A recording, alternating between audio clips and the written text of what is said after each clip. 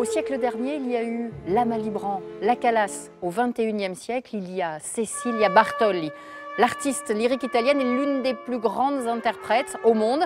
Et ça tombe bien, elle interprète l'un des plus grands rôles de l'univers lyrique, Norma de Vincenzo Bellini, dans une version proche de celle qu'avait voulu le compositeur, mais dans une mise en scène contemporaine. C'est un événement culturel, ça se passe à Monaco. Allez, écoutez voir, vous amène à l'opéra. On dit que c'est le rôle ou un des rôles les plus difficiles à interpréter, à jouer, vous êtes d'accord ? Oui, je suis d'accord. Pas seulement vocalement, bien sûr, vocalement c'est difficile, mais surtout de jouer le rôle. Alors de trouver toujours la balance entre le chant et l'interprétation. Oui. Les metteurs en scène sont très à cheval là-dessus. Ils nous ont dit que vous avez beaucoup travaillé. Ah oui. Alors, on le voit. Avec Norma, on ne peut pas faire autrement. Hein. On ne peut pas tricher, c'est impossible.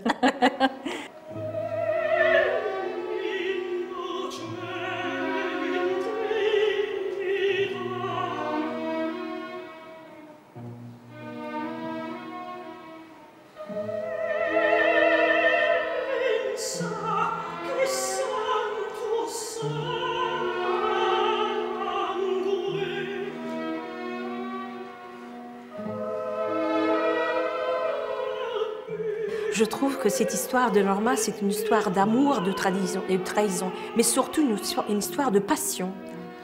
Et finalement, elle est amoureuse de l'ennemi, de son peuple. Alors, elle a fait des enfants avec cet ennemi, personne ne le sait. Alors, elle a trahi son peuple, Norma, et ça, elle va se battre pour l'amour, pour ses enfants, pour la famille, pour lui, jusqu'à la fin de sa vie. Elle va perdre sa vie pour ça.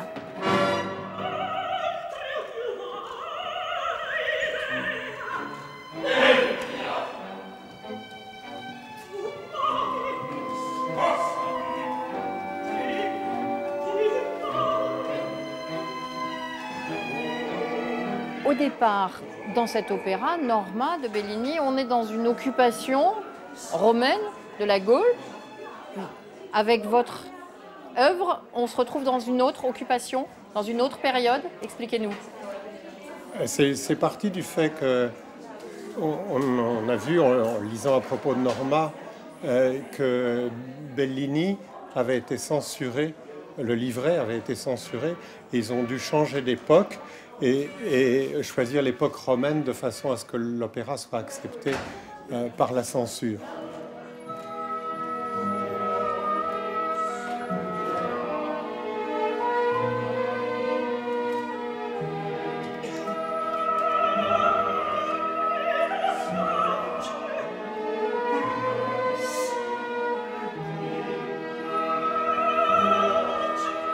On raconte une histoire d'amour.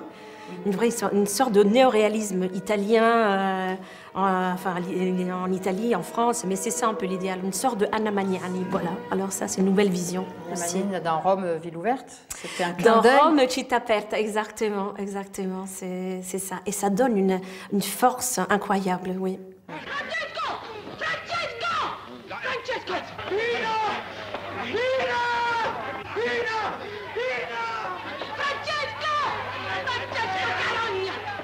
Qu'est-ce que c'est qu'une occupation?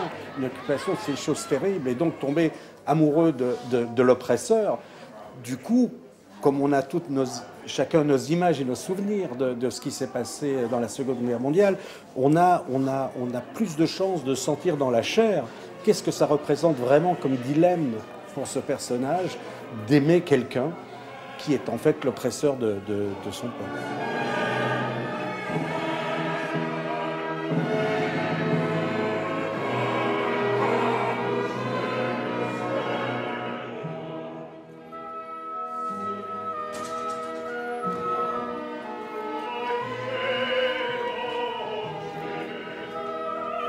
En quoi votre formation se rapproche de l'époque de Bellini? On a des cordes en boyau, comme c'était jusqu'au début du XXe siècle. Et on a tous les bois de l'époque. On a des trombones qui ne sont pas des trombones modernes, donc ils respectent mieux la dynamique. Et voilà, c'est un travail historiquement informé qu'on fait depuis des années.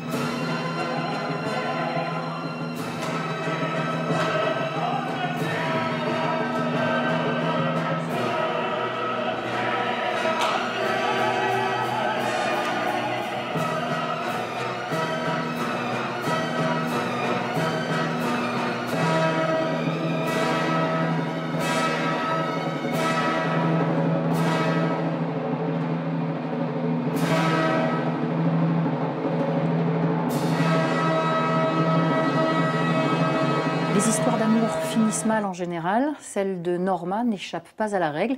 En revanche, l'histoire d'amour entre Cecilia Bartoli et la principauté ne fait que commencer. Mais vous allez devenir directrice d'un orchestre à Monaco? Ah oui, c'est magnifique. Là, vraiment, je suis tellement contente d'avoir cette possibilité, voilà, d'avoir des instruments, de former un orchestre avec des instruments d'époque. J'ai commencé à faire mes castings, on va faire le premier concert, c'est en juillet, c'est prévu. Wow. Et là, voilà, on va travailler, on va faire un programme magnifique. Oui. Écoutez voir, c'est tous les samedis 19h15. À la semaine prochaine.